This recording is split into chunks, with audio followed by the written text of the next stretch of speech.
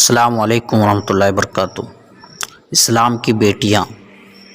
موجودہ دور میں بعض مسلمان مغرب سے متاثر ہو کر انہی افکار و نظریات اور تہذیب کو اپنانا چاہتے ہیں جو مغرب نے متعارف کروائے ہیں۔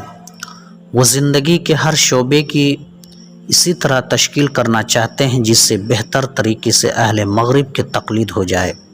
کسی بھی انسانی سماج کی ترقی کا انحصار بہت حد تک اس پر ہے کہ وہ سماج اپنے اندر عورت کو کیا مقام دے رہا ہے۔ اس سلسلے میں انسان نے اکثر طور پر ٹھوکریں ہی کھائی ہیں، تاہم اسلام نے اس باب میں بھی ایک معتدل رائے اپنائی ہے۔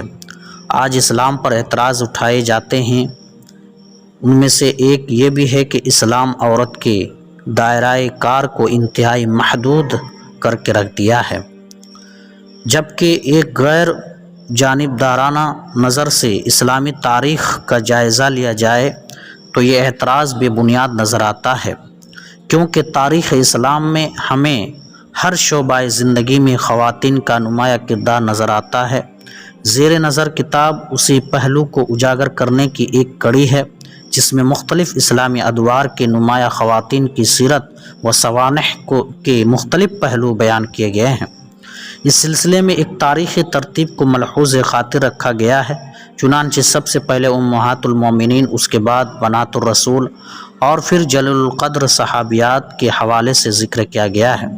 اسی طرح پھر سلسلہ وار اسلامی تاریخ کے ایک ترتیب کے ساتھ خواتین کا ذکر کیا گیا ہے۔ یہ کتاب مورخ اسلام مولانا اسحاق بھٹی صاحب کی اخبار مروز، جو کسی وقت ایک نمایاں اخبار ہوا کرتا تھا، اس میں چھپے گئے کالموں کا ایک مجموعہ ہے۔ اللہ مصحف کو جزائے خیر سے نوازے، آمین۔